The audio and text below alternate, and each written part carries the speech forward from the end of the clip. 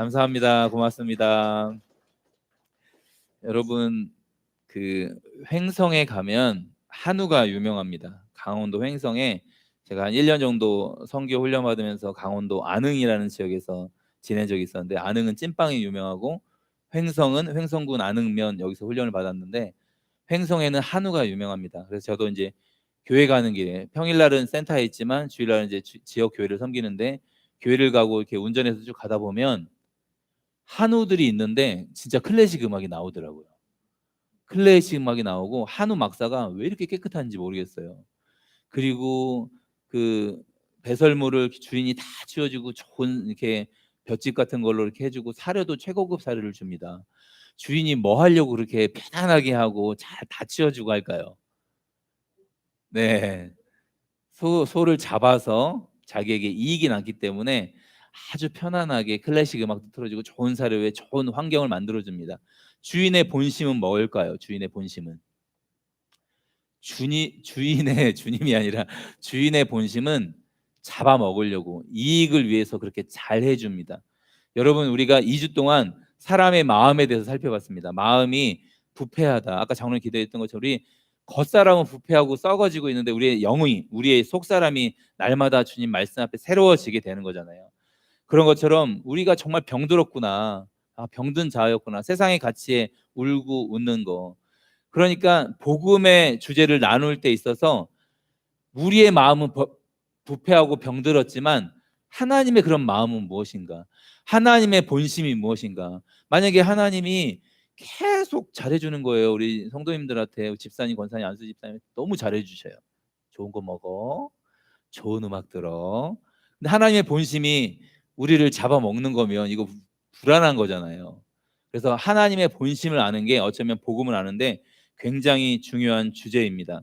그래서 온라인으로 참여하시는 분들은 주보 제가 이미지를 올려드렸고, 그 순서대로 좀 말씀을 통해서 하나님의 본심이 무엇인지 한번 살펴보도록 하겠습니다. 우리 마음에 대해서 살펴봤던 것처럼 가장 큰 원수는 외부에 있는 게 아니라 자기 자신인 것을, 병든 자인 것을 살펴보았습니다. 여러분, 출애굽한 이스라엘 백성들도 겉은 다 바뀌었습니다. 노예의 신분에서 자유인으로 됐고, 이제 바로의 압제에서 이제는 하나님의 통치 가운데 광야로 들어왔는데 여기에서 무서운 적을 발견했죠. 자기 자신이 변하지 않았다는 걸 알게 됐습니다. 그러면서 애굽으로 돌아가자라고 반역하는, 하나님께 반역하다가 광야에서 20세 이상이 다 죽었습니다. 우리 먼저 아모스 5장 19절 말씀, 구약 1279페이지인데요. 앞에 화면에 준비되어 있습니다. 제가 읽겠습니다.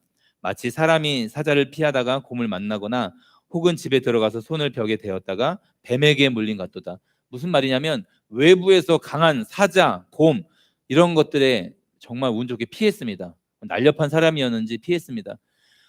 다행이다. 사자에게 물릴 뻔했네. 곰에게 완전 잡힐 뻔했네. 정말 산속을 오다가 이런 큰 짐승의 위험에서 벗어났는데 집에 들어와서 뭐에 물렸습니까? 집에 들어가서 힘들다 하고 손을 벽에 대었다가 힘들다. 근데 예전에는 그 벽 사이로 돌로 이렇게 집을 만들었으니까 그 벽 사이로 독사가 와서 딱 물어서 죽었다라는 그런 표현입니다. 무슨 말이냐면 요즘 날 자존심 강하고 똑똑한 사람들의 운명이 어쩌면 이럴 수 있습니다. 겉으로는 대단합니다. 큰 난관도 헤쳐나가고 대단한 일도 성취하는데 자신의 마음 하나 못 다스려서 이렇게 뱀에게 물리는 것 같은, 결국은 자기 자신 하나 못 바꾸는, 자기 내면 하나 못 바꾸는 상황을 말하고 있습니다. 그래서 불교는 이 마음을 다스리라고 자아 해탈을 하라고 합니다. 그런데 이 병든 자아는요, 죄가 해결되지 않은 채로 해탈할 수가 없습니다. 자기 자아를 벗어날 수가 없습니다. 그리고 세상은 자아를 성취하라고 합니다. 이 자아를 만족시키면 행복한 인생이 될 거라고 하지만 죄인의 마음을 만족시키는 건 자기가 원하는 육신의 정욕, 이생의 자랑, 이것을 만족시키는 것밖에 없습니다. 그러니까 온통 성공이라는 가치관, 돈이라는 가치관, 남을 짓밟고 올라가야만 자기가 만족한다라는 가치관으로 그렇게 경쟁하는 사회가 되는 것입니다. 진리를 거스르는 행동입니다. 그래서 성경은 처음부터 복음을 논할 때 무릇 아무든지 나를 따라오려거든 자기를 부인하고 날마다 자기 십자가를 지고 주님을 따라가라고 말씀해 주셨습니다. 그래서 오늘 이제 살펴볼 주제는 하나님의 본심을 아는데 하나님의 본심이 무엇인지를 여러분 알게 되면 내가 누구인지를 알게 됩니다. 하나님 마음 안에 나는 어떻게 디자인됐고 어떻게 설계되었지? 하나님이 꿈꾸셨던 원래의 형태가 무엇이었지? 그러니까 원형을 알게 되는 것입니다. 와, 하나님의 계획이 이거였구나. 나를 이 땅에 보내신 이유가 이것이었구나. 라는 것들을 알 수 있습니다. 하나님이 원래 창조하셨던 그 모습 그대로를 발견하고 나면 더 이상 나에 얽매이지 않습니다. 이 병든 자아에 나의 욕심에 살아가는 인생이 되지 않는다는 것입니다. 그래서 어떤 마음으로 우리를 지으셨는지 아는 게 가장 중요합니다. 그래서 복음의 근원은 어쩌면 요한복음 3장 16절에 다 담겨 있습니다. 하나님이 세상을 이처럼 사랑하사, 세상에 자기 이름을 한번 넣어보세요. 하나님이 누구를? 네, 자기 이름을 넣고 사랑하사 독생자를 주셨다. 이는 그를 믿는 자마다 멸망하지 않고 영원한 생명을 주시기 위해서 하나님이 이 세상을 창조했다라는 이야기를 하고 있습니다. 최동환 집사님 속에 중요한 이야기가 있는데 정말 누구에게도 말 못할 아픔들이 있어요. 근데 최동환 집사님이 길 가는 어떤 아저씨를 딱 잡고, 저기요 아저씨, 너무 중요한 제 이야기가 있습니다. 들어주실래요? 말할 수 있습니까? 그냥 지나가는 사람처럼 절대 아니라고 막 고개를 막 좌우로 흔들어 주셨어요. 여러분, 자기 속에 있는 중요한 이야기, 누구에게도 말 못할 비밀을 누구한테 이야기할까요? 가장 가까운 사람, 가장 자기를 신뢰하는 사람에게 이야기를 하게 되어 있습니다. 여러분, 처음 만난 사람, 길 가는 사람에게 제 마음 좀 들어주십시오, 제 본심 좀 알아주십시오 라고 이야기할 수가 없습니다. 그래서 하나님이 우리에게 말씀해 주시지 않으면 우리는 하나님의 마음을 알 수가 없습니다. 어떤 목적으로 이 세상을 지었고 어떤 목적으로 우리를 이 땅에 태어나게 하셨는지를 하나님의 마음을 알아야만 우리가 하나님의 본심을 알 수 있게 되는 것입니다. 조영재 여기 한번 클릭해 주실래요? 화면이 안 넘어가네. 네, 고린도전서 2장 10절에서 12절 말씀, 신약 265페이지입니다. 10절 제가 읽고 11절 우리 같이 읽어주시고 12절은 다 같이 읽겠습니다. 한 절씩 교독하고 마지막 절 같이 읽겠습니다. 고린도전서 2장 10절에서 12절입니다. 오직 하나님이 성령으로 이것을 우리에게 보이셨으니 성령은 모든 것 곧 하나님의 깊은 것까지도 통달하시느니라. 11절 넘겨주실래요? 이게 안 되네요 이게. 사람의 이같이 하나님의 일도 하나님의 영 외에는 아무도 알지 못하느니라. 네, 12절 같이 읽겠습니다. 우리가 세상의 영을 받지 아니하고 오직 하나님으로부터 온 영을 받았으니 이는 우리로 하여금 하나님께서 우리에게 은혜로 주신 것들을 알게 하려 하심이라. 아멘. 하나님으로부터 온 영을 받았다. 그리고 10절 말씀 보면 하나님이 성령으로 이것을 우리에게 보이셨으니, 하나님이 보여주셔야만 우리가 알 수 있습니다. 그 성령은 모든 것, 곧 하나님의 깊은 것까지도, 그 하나님의 깊은 것을 우리에게 전달해 주시는 분이 성령 하나님이십니다. 우리에게 내주하시는 분. 그래서 사람의 일을 사람의 속에 있는 영 외에 누가 알리요? 여러분, 제 속마음을 여러분에게 이야기해 주지 않으면 어떻게 알 수 있습니까? 부부 사이에 자녀가, 부모 자녀 간에, 자녀가 부모님에게, 혹은 남편과 아내가 배우자에게 이야기해 주지 않으면 서로 오해할 수밖에 없어요. 가끔 저희 아내가 그래요. 저는 힘들어서 이렇게 한숨을 힘들어서 쉬는 건데, 왜 한숨을 쉬세요? 무슨 일 있어요? 그러니까 힘들어서 그냥 한숨을 쉬는 건데 그 속에 무슨 마음이 있느냐 나한테 얘기해 달라고. 불안하다는 거죠. 저는 이제 뭐 물건을 옮기거나 힘들어서 쉬는 건데, 뭐 속상한 일 있어요? 막 이제 제가 맛있는 반찬 안 해줘서 그런 거예요? 이제 막 이렇게 물어보는 거예요. 아니 그냥 지쳐서 힘들어서 그냥 그런 거예요. 이제 이렇게 이야기할 수 없습니다.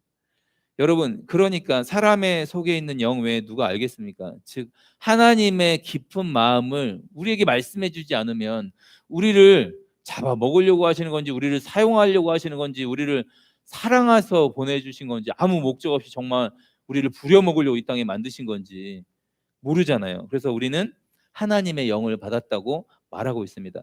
그러니까 사랑하면 나타나는 특징이 있습니다. 자기의 마음을 자꾸 보여주고 싶어 합니다. 연애를 시작하거나 사랑을 하게 되면 자기의 마음을 보여주고 싶어 하십니다. 그래서 하나님의 본심은 알려주셔야만 우리가 알 수 있게 됩니다. 마태복음 11장 27절 말씀, 신약 18페이지인데요. 우리 앞에 화면을 보고 다 같이 한번 읽어보겠습니다. 시작. 내 아버지께서 모든 것을 내게 주셨.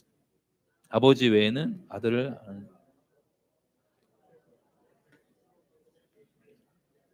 아버지를 아는 자가 없느니라. 아멘. 예수님이 말씀하시는 장면입니다. 11장인데요. 마태복음 11장인데 10장은 어떤 내용이냐면 전도 파송하는 내용이 나와 있습니다. 권능을 주시면서 귀신을 쫓아내는 능력을 주시고 돌씩 짝을 지어서 전도를 보내시고 본인도 이제 스스로 전도하시면서 그리고 돌아온 제자들과 이런 이야기를 하고 막 회개하는 일들이 일어났습니다. 막 나도 다 안다. 주님이 다 알고 계셨어요. 그런데 그 가까운 지역에 복음을 전하셨는데 거절당하신 거예요. 그리고 와서 소돔 같았으면 소돔에 만약에 이런 이야기를 전했으면 회개했을 것이다. 그러면서 어떤 이야기를 하시냐면 그러니까 누구는 전하면 회개하고 하나님께 돌아오는데 어떤 지역은 강팍해서 복음을 받지 않는 일이 일어났습니다. 그러면서 이 이야기를 하시는 거예요. 아버지께서 모든 것을 내게 주셨다. 예수님이. 아버지 외에는 아들을 아는 자가 없고 또 아들과 아들의 소원대로 어떤 자? 뭘 받은 자? 계시를 받은 자 외에는 아버지를 아는 자가 없느니라. 그러니까 창세전에 하나님 마음 안에 있었던 자들을 우리는 누군지 모르잖아요. 하나님이 택하신 백성들이 누군지 전혀 모릅니다. 그러니까 아들의 소원대로 계시를 받은 자들이 복음을 전하면 막 돌아오게 되어 있는 거예요. 끝까지 강팍해서 그 마음을 돌이키지 않는 거 하나님이 알고 계시는데 끝까지 포기하지 않고 사랑은 하십니다. 모든 인류를 똑같이 사랑을 하시는데 그 사람이 결국은 마음을 돌이키지 않고 떠나가는 것을 못 견디시는 거예요. 끝까지 손을 내미시고 돌아오라 돌아오라 하는데 그가 거절하고 복음을 거절하고 지옥으로 가는 걸 알고 계시는데 알고 계시는데도 계속 손을 내미시는 거예요. 내게로 돌아오라라고 제발 마음만 돌이키면 되니까. 그러니까 아들의 소원대로 계시를 받은 자 외에는 아버지를 아는 자가 없느니라. 그럼 우리가 예배를 드린다, 예수님을 믿게 되었다, 하나님의 이름을 정말 내 마음속에 믿게 되었다. 이건 무슨 말이냐면 예수님의 소원이 우리 안에 담겨져 있다는 것입니다. 우리가 부모님을 통해서든 누구 주변을 통해서 전도를 받았다라는 건 하나님의 역사가 일어났다는 일입니다. 삼위일체 하나님의 역사였던 것입니다. 마귀의 수많은 방해와 우리를 끝까지 멸망으로 이끌어가려는 그 모든 것들을 박살내시고 우리를 주님 앞으로 복음 앞으로 인도해 주셨습니다. 히브리서 1장 1절 2절 말씀 보면 이렇게 말하고 있습니다. 신약 353페이지인데요. 1절에 보면 옛지역에 선지자들을 통하여 여러 부분과 여러 모양으로 우리 조상들에게 말씀하신 하나님이, 그러니까 구약 성경에도 선지자들을 통해서 계속 여러 부분과 여러 모양으로 계속 말씀해 주셨어요, 우리에게. 그런데 이 모든 날, 2절 말씀에 보면 이 모든 날 마지막에는 누구를 통하여? 아들을 통하여, 예수님을 통하여, 아들을 통하여 우리에게 말씀하셨으니 이 아들을 만유의 상속자로 세우시고 또 그로 말미암아 모든 세계를 지으셨느니라. 그러니까 구약 성경에 여러 모양으로 하나님이 말씀을 주셨는데, 하나님의 말씀을 전달해 주셨는데 이 모든 날 마지막에는 아들을 통하여 말씀하셨어요. 이 아들은 모든 만물을 지으신 분이십니다. 모든 세계를 이 아들을 통해서 지으셨습니다. 마치 이런 거예요. 기억 상실증에 걸린 자녀에게 옛날 추억들, 옛날 물건들을 이야기해 주면서 너는 원래 아빠 품에 있었어. 아빠의 아들이었어. 아빠인지도 기억 못하는 기억 상실증에 걸린 아들에게 차근차근히 설명을 해주는 것처럼 하나님에 대한 기억이 너무 상실되어 망가져 있어서 아무리 많은 말씀으로 권면을 해도 전도하기가 쉽지 않잖아요. 에이, 하나님이 어디 있어? 그런 하나님이 있다면 왜 이 땅에 고통이 존재해? 자꾸 이런 질문들을 하잖아요. 하나님의 사랑을 오해하니까. 그럼 질병들이 왜 생겼고 죄를 왜 짓게 놔뒀어? 하나님 나쁘네. 이렇게 오해하잖아요, 하나님의 마음을. 그래서 하나님이 수많은 말씀으로 하나님의 사랑을 표현해 주셨습니다. 그래서 이 하나님의 본심으로 인해서 우리가 복음을 듣고 복음 앞에 설 수 있게 되었습니다. 그래서 사랑하는 자가 먼저 보여준다고 그랬잖아요. 하나님이 왜 이런 본심으로 우리를 사랑하시는지 그 동기가 무엇인지를 정확하게 알아야 됩니다. 하나님의 동기, 하나님, 그러니까 인격적인 존재는요, 우리와 같은 인격, 그리고 천사와 같은 이런 인격이 있는 사람들은, 존재들은 동기가 있어야 움직이게 되어 있습니다. 여러분 일어나서 밖으로 나가세요. 봐봐, 지금 한 명도 안 일어나셨어요. 석동희 집사님 일어나시려고 딱. 야, 이렇게 석동희 집사님 목회자의 말에 바로 순종하려고 즉각 순종의 태도로. 자, 일어나서 나가세요라고 했는데 아무도 나가지 않으신 건 어떤 동기가 일어나지 않았습니까? 지금 예배 시간에 일어나서 밖에 나갈 이유가 전혀 없습니다. 마음의 동기가 일어나지 않습니다. 그런데 광고가 끝나고 여러분 인사하고 나가겠습니다라고 하면 그때는 예배가 끝났다라는 게 인정이 되고 마음의 동기가 이제 움직여야겠다라는 동기로 인해서 일어납니다. 그래서 세 가지 동기를 한번 살펴보겠는데요. 인격적인 존재를 움직이는 동기 세 가지. 첫 번째, 두려움입니다. 두려움. 두려움은요, 사람을 움직이는데 아주 효과적입니다. 군대가 그렇습니다. 저도 이제 90년대 입대를 했지만 입대하는 순간 부모님들이 다 떠나가고 애인이 다 가고 철커덕 문이 잠기는 순간 엄청 열심히 움직입니다. 잘 움직이는 훈련을 한 3시간 시킵니다. 뒤로 돌아서 어떻게 해요? 그럼 앞으로 가 그러면 걸어가면 잘 못하니까 막 이렇게 막 하잖아요. 막 이렇게 이제 똑바로 걸어가야 되는데 막 당황하니까 이게 막 그리고 뒤로 돌아 가 이런 막 훈련들을 시켜서 착착착 제식 훈련을 합니다. 어떤 동기가 주어졌나요? 지금 인격적인 사람들인데 명령에 막 잘 움직여요. 어떤 동기가 주어졌습니까? 두려움. 거기서 명령에 복종하지 않으면 어떻게 됩니까? 감옥에 가야 됩니다. 영창에 가야 됩니다. 그래서 두려움으로 대상을 겁먹게 해서 효과적으로 움직이게 합니다. 교회에서도 그러니까 목회자들이 이런 두려움을 쓰게 되는 거예요. 주일 성수 안 하면 지옥 간다 막 이런 얘기를 해왔고, 근데 이런 게 지금 코로나 팬데믹 상황으로 다 어그러졌잖아요. 옛날에는 주일날 교회 안 나오면 바로 지옥이라고 그냥 결론을 냈어요. 저희 어릴 때도 주일 성수 안 하면 지옥 가 막 이렇게 선생님들이 가르쳐서 두려운 거죠. 지옥 가긴 싫으니까. 그리고 이런 두려움을 심어줍니다.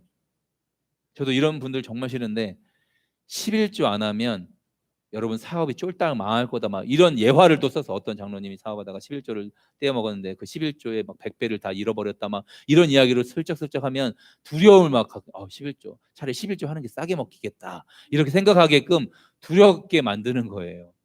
근데 이건 바로 움직이지만 뭐 11조를 하거나 주일 성수를 꼬박꼬박 하지만 동기는 외부에 있습니다. 자기의 내면에 있는 게 아니라 외부에 있습니다. 두 번째 동기는요, 이런 동기입니다. 의무감을 주면 아주 잘 움직입니다. 청년부 회장을 딱 맡기면 청년부 예배에 절대 결석하지 않습니다. 그래서 교회에는 대장들이 많습니다. 성가 대장, 주차 봉사 대장, 대장을 딱 시켜주면 대장은 야 모이세요. 주차 관리 이렇게 해야 되고 이렇게 10시 반부터 10분 동안 하시고 40분부터 하시고 대장은 절대 안 빠집니다. 이 그룹을 이끌어야 되니까. 여러분 여기도 목회자가 계시지만 목회자 그룹에서 뭐 노회나 총회에서 해외 이렇게 뭐 연수나 해외 여행을 가시게 되면 새벽 기도를 할까요, 안 할까요? 왜 안 한다고 대답을 하세요? 여기 이달 목사님만 대답할 수 있죠. 목회자들이 해외 가서 저 멀리 막 가서 한국 성도들이 아무도 안 보는 그냥 호텔에서 새벽 기도를 할까요, 안 할까요? 저도 목회자지만 성도들이 보지 않는 다른 나라로 갔을 때는 새벽 기도를 하지 않습니다. 그런데 여러분 인격적인 존재를 움직이는 이 두 가지는요 외부에 있습니다. 내가 담임 목사니까 내가 주일날 새벽 기도 빠지면 안 되니까 이런 의무감으로 나오지만 사랑이라는 동기는요 목적 자체도 과정 자체도 결과 자체도 열매가 맺지 않아도 사랑해서 움직이는 이 동기는요 변하거나 시들지 않습니다. 즉 목회자들이 해외를 떠나도 6시에 딱 일어나서 묵상하고 본당에서 딱 큐티하시는 분들이 있어요. 한두 분씩 있어요. 한 200명 가면 두세 분이 이렇게 올라오세요. 왜 의심하는 눈초리로 이렇게 쳐다보세요? 가끔씩 있어요. 정말 주님을 사랑해서. 그러니까 이제 한국에서 지쳤으니까 좀 쉬러 갔으니까 이제 안 하는 것도 있지만 정말 이게 나에게 생명이고 사랑인 분들은요. 누가 말하지 않아도 아무도 보지 않아도 주님 앞에 혼자 예배하는 모습이 있습니다.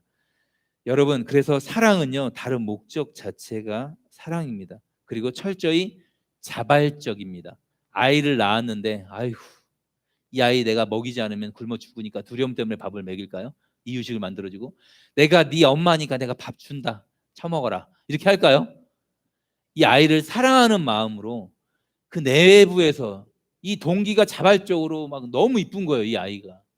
그래서 뭐가 부족한지 막 놀아주고 깎고 막 해주고 막 너무 좋은 거예요 사랑하면. 눈에 넣어도 아프지 않다고 하잖아요. 목적도 동기도 과정도 결과도 사랑입니다. 순수한 동기이기 때문에 외부의 영향에 아무리 방해해도 아이를 키웁니다. 너무 사랑하니까. 아무리 어려운 상황이나 힘든 환경에서도 버틸 수 있는 건 이 사랑입니다. 그래서 주님을 사랑해서 신앙생활 해야 됩니다.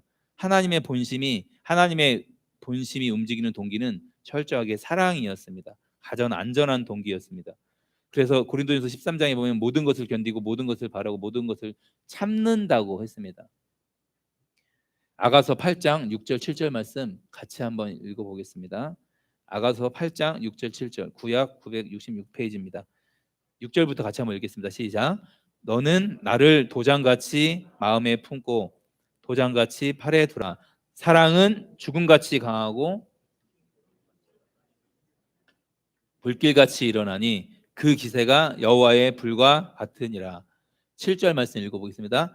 많은 물도 이 사랑을 끄지 못하겠고 홍수라도 삼키지 못하나니 사람이 그의 온 가산을 다 주고 사랑과 바꾸려 할지라도 오히려 멸시를 받으리라. 아멘. 6절에는 사랑은 죽음같이 강하고 라고 쓰여 있고 7절에는요 이게 많은 물도 이 사랑을 이 불을 끌 수 없다고 이야기하고 있습니다. 홍수도 삼킬 수 없다고. 그러니까 불은 홍수에 많은 물에 그냥 꺼져야 되는데 이 사랑의 불길이 얼마나 뜨겁냐면 홍수도 삼킬 수 없습니다. 그리고 사람이 모든 재산을 다 팔아서 그 사랑을 살려고 해도 오히려 멸시를 받는다고 했습니다. 이런 거예요. 하영환 집사님 자녀가 3명 있으니까 아들 하나 딸 하나 남겨놓고 중간 아들 1억 줄 테니까 파세요. 파시겠어요? 대답을 늦게 하시는 것만으로도 이거지 팔려고 고민했나. 1억 갖고도 둘째 아들을 대동이 맞죠? 네. 대동이를 팔 수가 없는 거예요. 사랑하니까 오히려 그 사라고 1억 내미는 사람을 멸시할 수 있어요. 무슨 1억이 뭐라고 내 아들을 절대 줄 수가 없습니다. 멸시를 받습니다. 여러분 사랑하는 자식을 돈 때문에 내어줄 부모가 어디 있겠습니까?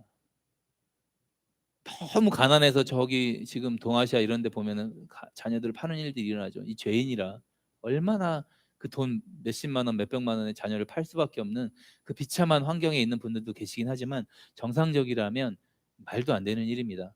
그래서 신앙생활 할 때 이 사랑이 우리에게 정말로 이 하나님의 이 많은 물도 홍수도 끌 수 없는 하나님의 사랑을 경험하면 여러분 우리는 첫사랑이 식었다 지쳤다 이런 말을 할 수가 없습니다. 한 선교사님이 해외에 있는 선교사님 집회를 한번 수련회를 인도하신 적이 있었습니다. 그분을 통해서 들은 이야기인데요.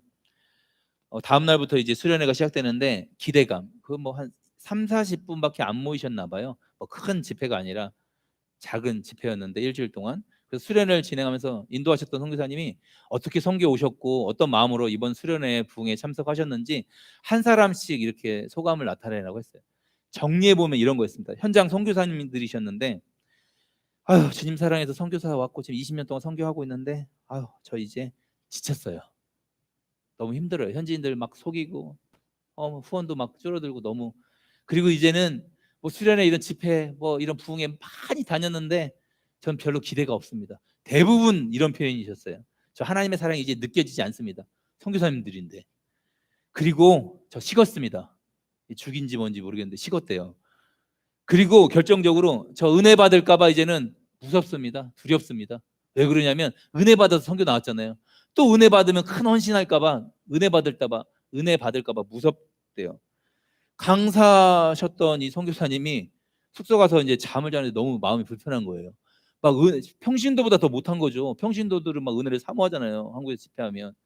현장 선교사님 열방을 섬기고 이 현지인들을 지도하는 영적인 지도자들이 지쳤어요. 식었어요. 기대가 없어요. 느끼지 않아요. 그리고 이제는 무서워요. 은혜 받을까 봐.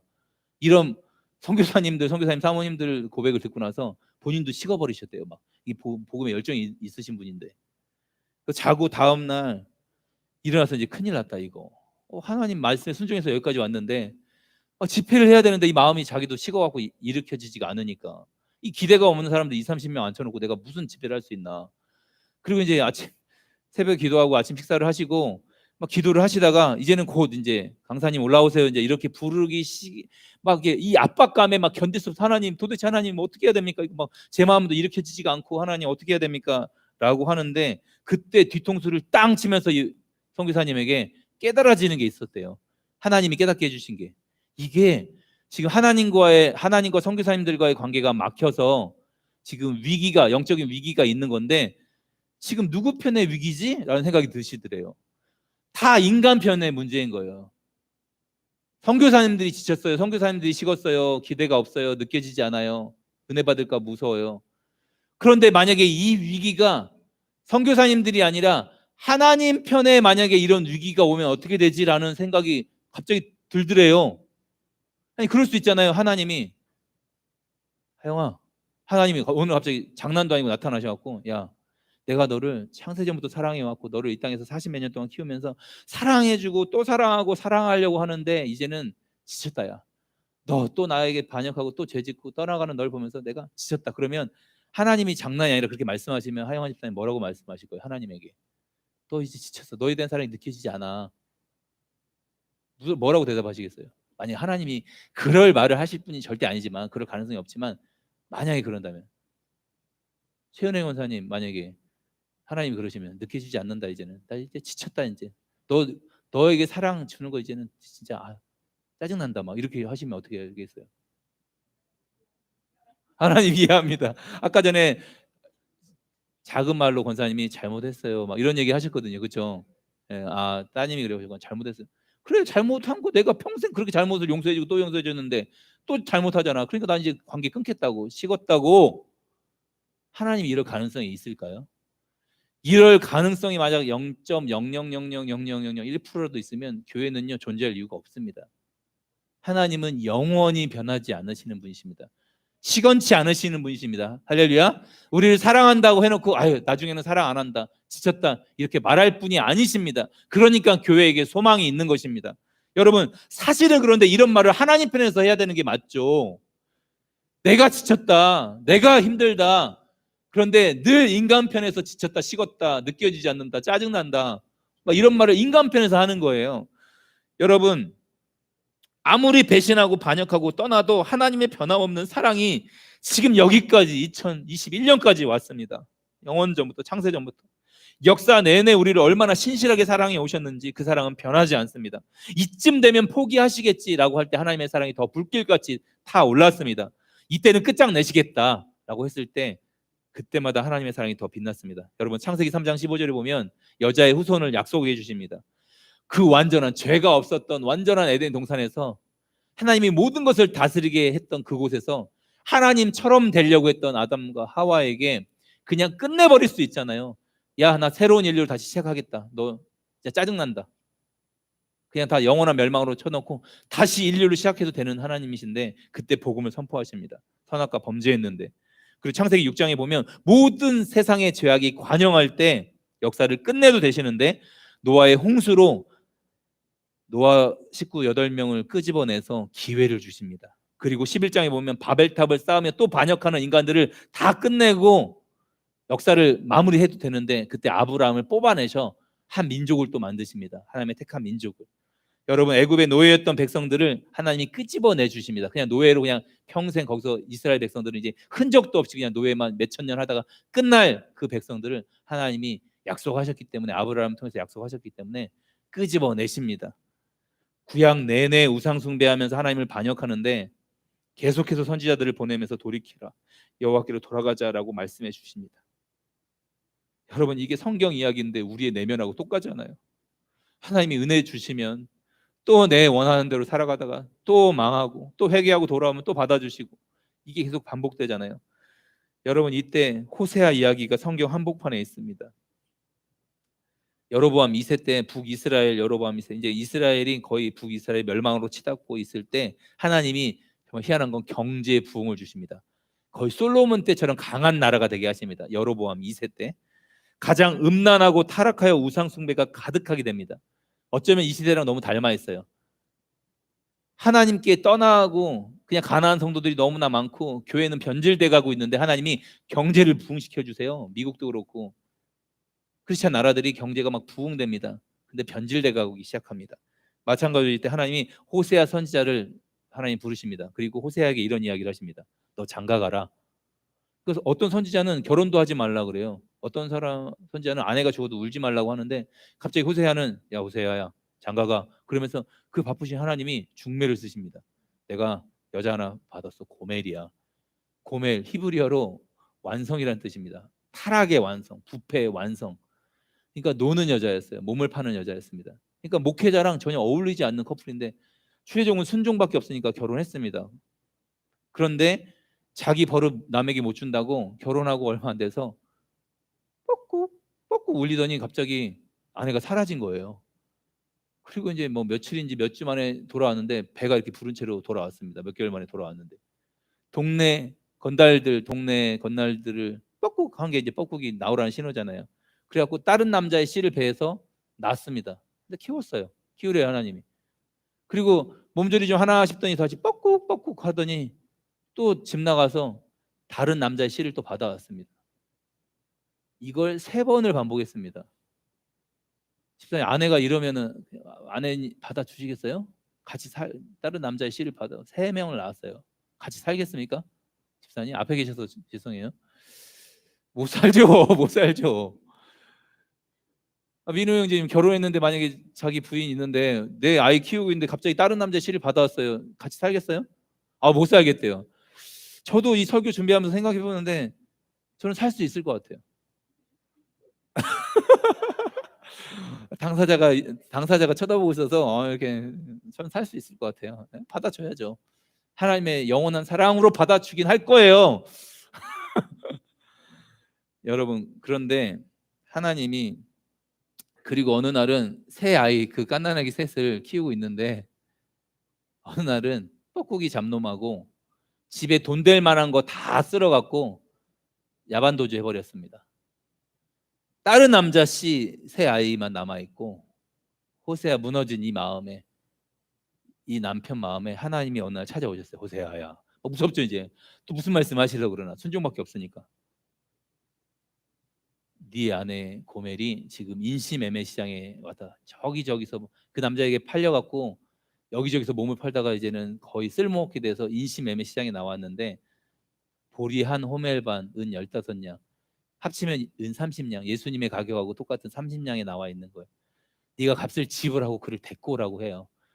이걸 순종해야 되는 거예요. 그런데 이것까지는 괜찮은데 하나님이 뭐라고 하시냐면 믿어질 때까지. 옛날 성경에 보면 계유하여 호세아 말씀 보면 거친 들로 데리고 나 계유하여 이르기를 당신은 나의 사랑하는 신부요 이걸 하래요. 계유하여 믿어질 때까지 그 얘기를 하라는 거예요. 인시매매 시장에서 흥정을 해서 30냥의 이제 보리한 호멜반과 15냥을 지불하고 아내를 샀습니다. 아내가 순순히 끌려올까요? 이렇게 남편을 배신하고 다른 남자를 따라다녔던 그리고 지금 여러 몸을 팔았던 그래서 결국 인시매매 시장으로 신전 창녀로 나와 있는 이 자매가 목회자인 주의 종인 이 선지자 호세아를 따라가겠습니까? 따라갈 수 없죠. 꺼지라고 거룩한 남편아, 난 더러운 년이라고 가라고, 내가 더 비참해진다고 이럴 거 아니에요. 그런데 하나님 말씀을 순종해야 되니까 끌고 오는 거예요. 거친 들로 가라고 했으니까 막 반역하고 발악하고 막 하는 막 끌고 왔어요. 거친 들로. 그리고 당신 잘 들어. 당신은 나의 신부고 나의 아내고 난 여전히 당신을 사랑하고 믿어질 때까지 이야기하래 하나님이. 이걸 수백 번 수천 번을 해야 되는 거예요. 미친놈 꺼지라고. 당신 나의 사랑하는 신부요 나의 아내요 난 당신을 사랑하요. 이걸 그냥 로봇처럼 이걸 말할 수 있겠습니까? 가슴이 찢어졌을 것 같아요. 호세가 그날 당신을 사랑하오, 당신을 변함없이 사랑하오, 당신 아무리 무너졌어도 당신을 사랑하오. 아내가 발악하고 막 가슴을 치고 하는 막 그날 밤에 끝까지 막 껴안고 어떻게 버티게 몇 시간을 진정시켜서 당신 사랑한다 하니까 그래갖고 이제 집으로 데리고 가서 호세아야 밥을 잘 먹여라. 따뜻한 밥을 잘 차려주고 야식까지 막 먹이고 따뜻하게 보일러 넣어서 푹 자게 만든 거예요. 그런데 하나님이 호세아 확실히 잠들었는지 한번 확인해봐라. 흔들어 보니까 잠들었어요. 너무 피곤했는지.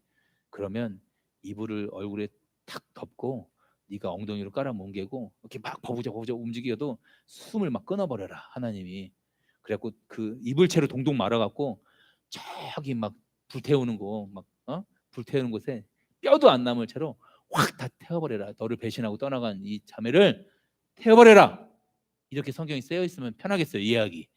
근데 성경에서는 이런 말이 쓰여지지 않고 끝까지 사랑하래요. 우리 정서상은 그렇게 불태워버리는 게 속이 시원하잖아요. 이 이야기의 끝이. 그런데 아내가 잠든 그 밤에 하나님이 호세아야 그러니까 또 겁이 나죠. 또 뭘 시키려고 그러나. 너 마음 아프냐? 내 가슴이 그냥 사랑하지도 않는, 사랑할 수도 없는데 막 사랑한다고 이야기했던 게 너무 비참한 거잖아요. 자기도. 너 마음 아프냐? 호세아, 오늘은 이렇게까지 상황을 하나님 몰아놓고 하나님 이야기를 하시는 거예요. 호세아에서. 호세아야, 오늘은 네 얘기 말고, 상처받은 가슴 찢어지는 네 이야기 말고 내 이야기 좀 하자.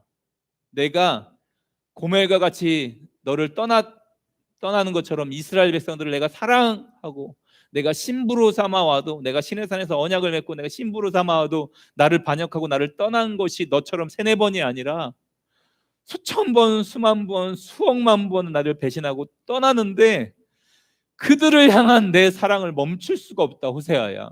그래서 호세아 11장 8절에 이런 말씀을 하는 거예요. 하나님이. 호세아가 이런 성경입니다. 에브라임이여, 내가 어찌 너를 놓겠느냐? 이스라엘이여, 내가 어찌 너를 버리겠느냐? 내가 어찌 너를 아드마같이 놓겠느냐? 내가 어찌 너를 스보임같이 두겠느냐? 이 아드마와 스보임이 어떤 지역이냐면 소돔과 고모라에 속해 있었던 도시들입니다.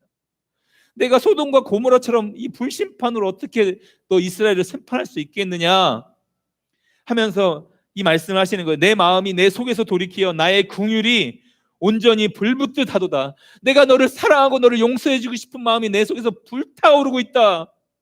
이스라엘 백성들은 지금도 반역하고 우상숭배하고 나를 떠나고 있다, 호세아야 라고 이 하나님의 사랑이 호세아에게 부어지던 날, 호세아가 6장에 보면 거리로 나가 이렇게 외칩니다.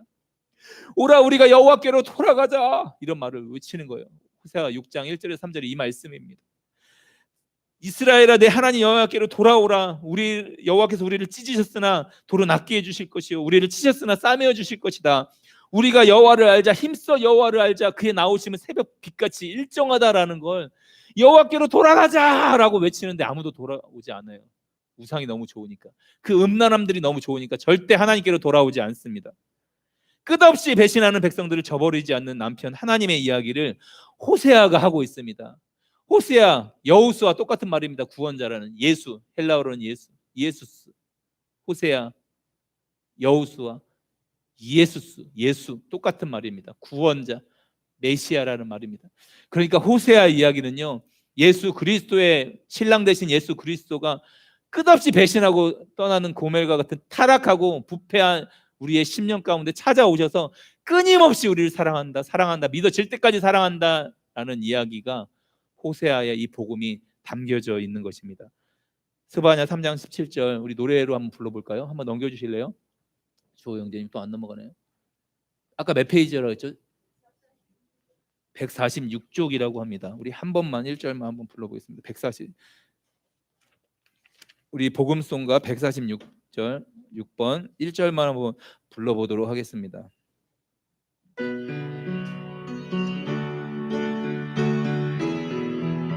아니, 이거 아닙니다.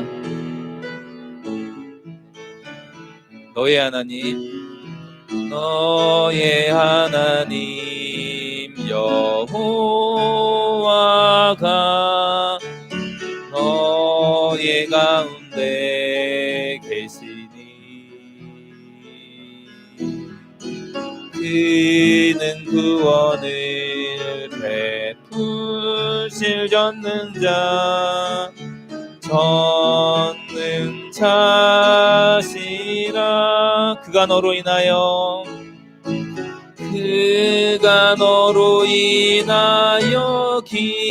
기쁨을 이기지 못하시며 너를 잠잠히 사랑하시며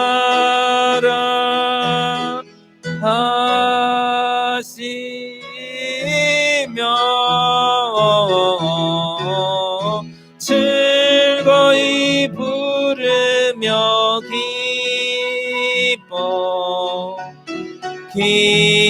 기뻐하시리라. 즐거이 부르며 즐거이 부르며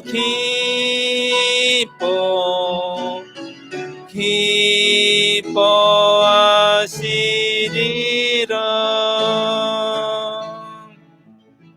원래 다른 찬양 하기로 했는데 그 다음 주에 하고요.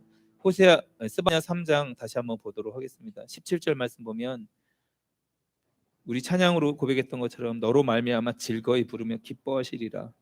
3장 4절 말씀 보면, 말씀엔 준비 안 됐습니다. PPT는 그의 선지자들은 경솔하고 간사한 사람들이요 그의 제사장들은 성소를 더럽히고 율법을 범하였도다. 구약 1308페이지에 있는데요. 이런 상황에서 선지자들은 경솔하고 간사한 사람들이에요. 하나님 말씀을 전해야 되는 사람들.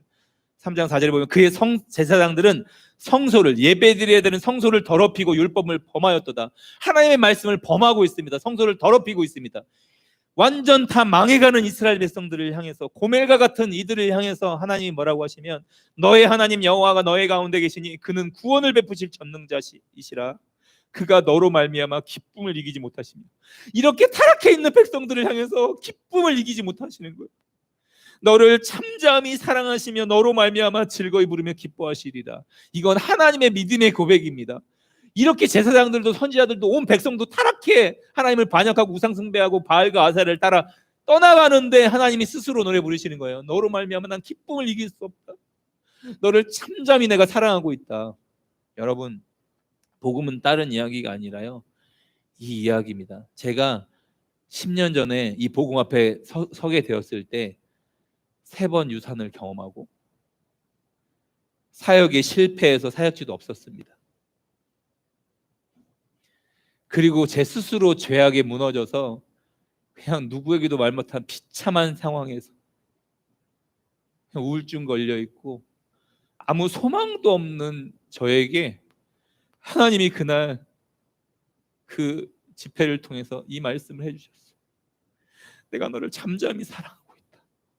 사랑하는 아들, 3번 유산을 해서 나는 자녀도 못 낳는, 그리고 사역지도 없어서 어디서 명함도 내밀 수 없는 비참한 처지에서 내 스스로 이 죄악에서 벗어날 수 없어 비참히 무너지고 있을 때 하나님이 저에게 들려준 복음은 딱 이거였어요. 야, 이 꺼져버려. 너 같은 건 쓰레기야. 이렇게 말해주시면 정서상 편했을 거예요. 제 스스로도 제가 쓰레기라고 생각하고 있었으니까요. 11년 전이었습니다, 이 이야기가. 그런데 하나님이 이렇게 말씀해 주셨어요.